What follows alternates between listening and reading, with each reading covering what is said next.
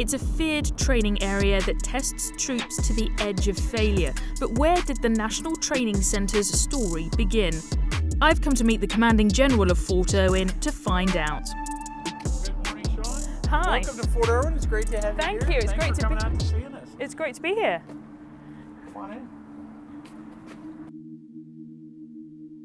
We were created back in the 1980s as a result of the 1973 Yom Kippur War that happened in Israel, which has been relevant in the news here recently. We were coming out of the Vietnam War at the time when that war happened, and we sent a lot of Army leadership over to study that conflict and try to understand what lessons could be drawn from the changing character of war from the Yom Kippur conflict. On the 6th of October 1973, war erupted in the Middle East as Egypt and Syria launched a surprise attack on Israel during the Yom Kippur holiday, starting a nearly 3-week conflict that would become known as the Yom Kippur War. We observed that technology had moved very quickly. In many ways, it caught the Israelis off guard.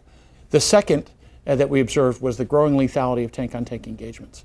So in World War II, you could fight the German forces, you would take some casualties, but you could learn and adapt and grow. And what we observed, because tank-on-tank engagements were so much more lethal in Yom Kippur, you could lose your entire army or a significant portion of your army before you had time to adapt.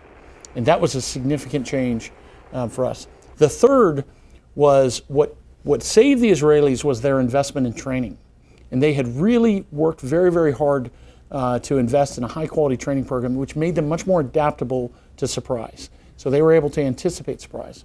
We combined this with some lessons learned that were coming out of the Vietnam War, where the Navy had learned that by investing in air-to-air combat training at a school called Top Gun, they were able to significantly increase the survivability of their air crews as compared to technological advantages. So the big lesson that came out of all this was that training really, really matters, and that you better be ready for the first fight because you might not survive to the second. The Commanding General is giving me a bird's eye view of the vast training area. So what we've learned from studying modern conflicts in Nagorno-Karabakh, Ukraine and Russia, and now even Israel and Gaza, is that the communication systems that we've all come to rely on so much in our own personal lives present a great vulnerability. And so we know just from ample examples in Ukraine that a cell phone can get a soldier killed, can get his unit killed, and can become a great risk to his operations. So we replicate that here at the NTC quite effectively. If we have cases where soldiers are using their cell phones, then the enemy is pretty quick to find them and to target them for that. To me, it's very similar to the example in World War II, where many soldiers lost their lives because they just didn't understand that lighting a cigarette in a foxhole could get them killed by German artillery.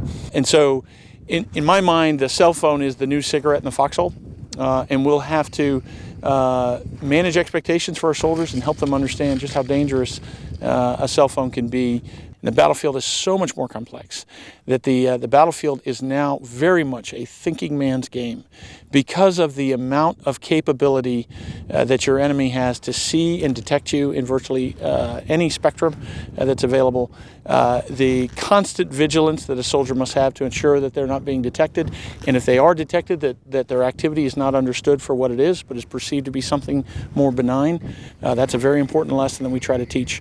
And so we need the very best of our nation to continue to be part of the military because this is very complex.